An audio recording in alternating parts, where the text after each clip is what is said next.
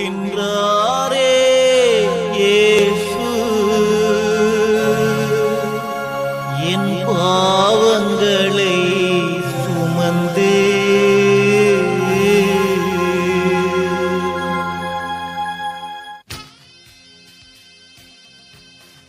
உங்கள் யாவருக்கும் என் அன்பின் ஸ்தோத்திரத்தை இந்த காலைவேளையிலே உங்களுக்கு தெரியப்படுத்துகிறேன். பரிசுத்த லூக்கா எழுதின சுவிசேஷம் 23ஆம் அதிகாரம் 43வது வசனத்திலே வரக வாசிக்கிறோம். இயேசு அவனை நோக்கி, இன்றைக்கு நீ என்னுடனே கூட பரதீசில் இருப்பாய் என்று மெய்யாகவே உனக்கு சொல்லுகிறேன் என்றார். கிறிஸ்துவுக்குள் அன்பான தேவனுடைய பிள்ளைகளே, ஒரு மனிதன் பாவத்திலிருந்தும் பாவத்தினுடைய தண்டனிலிருந்தும் விடுதலை கொடுக்க, நமக்கு ஒரு புது வாழ்க்கையை கொடுக்க, பாவத்தினாலும் பாவத்தினுடைய வல்லமையினாலும் மறித்து கொண்டிருக்கிற நம்முடைய வாழ்க்கையிலே ஒரு நம்பிக்கையை தரும்படியாக ஆண்டவராகிய இயேசு கிறிஸ்து இன்று அனைவரையும் அழைக்கிறார்.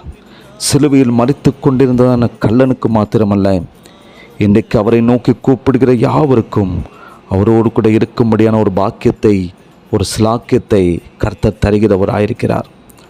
லூக்கா 15ஆம் அதிகாரம் 7வது வசனத்தில் நாம் வாசிக்கிறது போல, அதுபோல மனம் திரும்ப அவசியமில்லாத 99 நீதிமான்களை குறித்து சந்தோஷம் உண்டாயிருக்கிறதை பார்க்கிலும் மனம் திரும்புகிற ஒரே பாவி நிமித்தம் பரலோகத்தில் மிகுந்த சந்தோஷம் உண்டாயிருக்கு என்று மெய்யாகவே உங்களுக்கு சொல்லுகிறேன் என்றார். மனம் திரும்பிய குற்றவாளியிடம் இயேசு கிறிஸ்து இந்த வார்த்தைகளெல்லாம் பேசிக்கொண்டிருந்தார். இந்த வார்த்தைகளை இயேசு பேசிக்கொண்டிருக்கும் பொழுது கல்வாரி சிலுவையில் மகா வேதனையை அனுபவித்து கொண்டிருந்தார். இயேசு கிறிஸ்துவனுடைய அந்த வேதனையை குறைப்பதற்கு, அவருக்கு ஆறுதலான வார்த்தைகளை சொல்லுவதற்கு அங்கு யாருமே காணப்படவில்லை. ஆனால் இயேசு கிறிஸ்து மனதிரும்பி அந்த குற்றவாளிக்கு ஆறுதலான வார்த்தையை அந்த கல்வாரி சிலுவையிலிருந்து பேசினார்.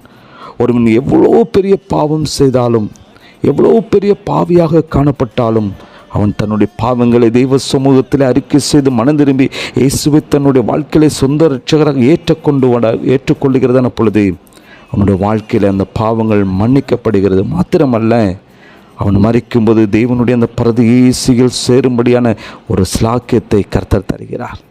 இன்றைக்கு நீ என்னோடு கூட பரதீசில் இருப்பாய் என்று நம்முடைய கர்த்தராக இயேசு கிறிஸ்து கல்வாரி சிலுவையிலே மரித்து கொண்டிருக்கிற வேதனையோடு கூட மிகவும் கஷ்டப்பட்டு கொண்டிருக்கிறதான நேரத்தில் மனம் திரும்பிய குற்றவாளிக்கு கூறுகிறார். பாவிகளை மன்னிப்பதற்காகவே ஆண்டவராக இயேசு கிறிஸ்து தம்முடைய ஜீவனை ஒப்பு கொடுக்கிறார். நமக்கு பாவ மன்னிப்பை உண்டு பண்ணுவதற்காக இயேசு கிறிஸ்து தம்முடைய சொந்த இரத்தத்தை கிரயமாய் கொடுத்தார். நமக்கு நித்திய ஜீவனை கொடுப்பதற்கு கல்வாரி சிலுவையில் தன்னுடைய ஜீவனையை அவர் கொடுத்தார். ஒரு மனிதன் தன்னுடைய வாழ்க்கையில் தன்னுடைய பாவங்களை அறிக்கையிட்டு மனம் திரும்பி இயேசு கிறிஸ்துவை தன்னுடைய வாழ்க்கையில சொந்த இரட்சகராக ஏற்றுக்கொண்டு ரட்சிக்கப்படுகிறதான பொழுது பரலோக ராஜ்யத்தில் பிரவேசிக்க வேண்டும் என்பதற்காக இயேசு தம்முடைய மரணத்தின் மூலமாக பரலோக ராஜ்யத்தினுடைய வாசலை அவர் திறந்து வைத்திருக்கிறார். சிலுவை இல்லாமல் சிங்காசனம் இல்லை என்பதை ஆண்டவராக இயேசு கிறிஸ்துவின் வாழ்க்கையின் மூலமாக நாம் புரிந்து கொள்ள முடிகிறது. பாடுகளை அனுபவிக்காமல் ஒரு நாள் மேன்மையை நாம் பெற்றுக்கொள்ளவே முடியாது. நாம் நம்முடைய கிரீடத்தை பெற்றுக்கொள்வதற்கு சிலுவை பாதை மாத்திரம்தான் நியமிக்கப்பட்டிருக்கிறது. இதை தவிர வேறு எந்த பாதையும் கொடுக்கப்படவில்லை. நாம் வேறு எந்த பாதையை தேடி குறுக்கு வழியில் சென்று அடையலாம் என்று நாம் கடந்து சென்றோமானால் ஏமாற்றத்தை தான் சந்திப்போம்.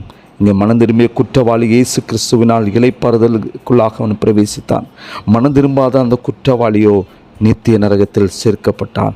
நாம் மனம் திரும்பின அனுபவத்தில் தொடர்ந்து நீடித்தால் இன்றைக்கு மறித்தாலும் இளைப்பாறுதல் அடைவோம். நம்முடைய வாழ்க்கையில் மனம் திரும்பாத அனுபவம் இருக்குமானால் மறித்தால் நிச்சயமாக நரகத்திற்கு தான் செல்வோம்.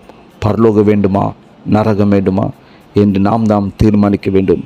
எனக்கு கேட்டுக்கொண்டிருக்கிற தேவனுடைய அன்பான தேவனுடைய பிள்ளைகளை, இந்த உன்னதமான நேசருடைய அன்பை நீங்கள் இழந்து போய் காணப்படுவீர்களானால், இழந்து போன சந்தோஷத்தை, சமாதானத்தை உங்களுக்கு மறுபடியும் கொடுக்க ஆண்டவராக இயேசு கிறிஸ்து வல்லவராயிருக்கிறார். அவரை மறுதளித்து அவரை விட்டு பின்வாங்கி போனோமானால் இன்று அவருடைய குரல் உங்களை பார்த்து அழைக்கிறது. இன்றைக்கு உங்களுடைய வாழ்க்கையில், உங்கள் குடும்ப வாழ்க்கையில், உங்கள் படிப்பில், உங்களுடைய தொழிலில், உங்களுடைய பலவீனத்தில், உங்களுடைய நோய்களில் உங்களுக்கு முழு நிச்சயத்தை, ஒரு நம்பிக்கையை கொடுக்க அவர் காத்து கொண்டிருக்கிறார். உங்கள் பாவத்தை உணர்ந்து சிலுவையில் தொங்கும் இயேசுவை நோக்கி பாருங்கள். அவர் உங்களை அன்போடு கூட அழைக்கிறார். தெய்வ சமூகத்தில் உங்களை அர்ப்பணிப்போமா? அவர் கல்வாரி சிலுவையிலே சொன்னதான இரண்டாவது வார்த்தை, இன்று நீ என்னோடு கூட பரதேசில் இருப்பாய். அந்த பரதேசில் செல்லுவதற்கு ஆயத்தத்தோடு காணப்படுவீர்கள் என்றால் தேவ சமூகத்தில் உங்களை அர்ப்பணியுங்கள். தேவ கிருபை உங்கள் அனைவரோடும் கூட இருப்பதாக. ஆமென். செபிக்கலாமா? நேசிக்கிற அன்பின் நல்ல தகப்பனே, அப்போ அந்த நல்ல காலை வேலைக்காய் ஸ்தோத்திரப்பா. நீர் கல்வாரி சிலுவையில் தொங்கும் பொழுது நீர் பேசினதான 2வது வார்த்தை, இன்று நீர் என்னோடு கூட பரதேசில் இருப்பா என்று சொல்லி அந்த கல்வனுக்கு மாத்திரம் அல்லப்பா, இந்த உலகத்தில் வாழ்ந்து கொண்டிருக்கிற ஒவ்வொருவருக்கும் பரதேசிலே ஒரு இடத்தை கொடுக்கும்படியாக நீ கல்வாரியிலே நீர் தொங்கி நீர் ஆண்டவர், நீர் எங்களுக்காய் மறித்து இன்னும் பிதாவின் வலது பரிசத்தில் எங்களுக்காய் பரிந்து பேசுகிறவராயிருக்கிறப்பா. உம்முடைய அந்த பெரிதான அன்புக்காய் நன்றி செலுத்துகிறோம்.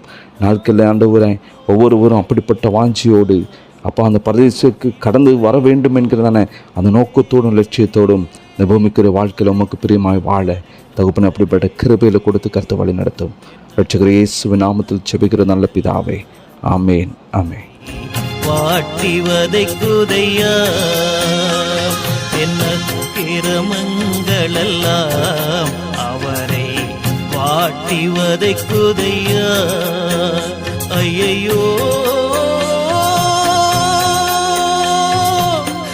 போகின்றாரே சுமந்து போகின்றாரே இயேசு என் பாவங்களை சுமந்து நின்று விழுந்து நிமிந்து எழுந்து போகின்றாரே இயேசு போகின்றாரே இயேசு என் பாவங்களை சுமந்து நின்று விழுந்து நிமிந்து எழுந்து போகின்றாரே.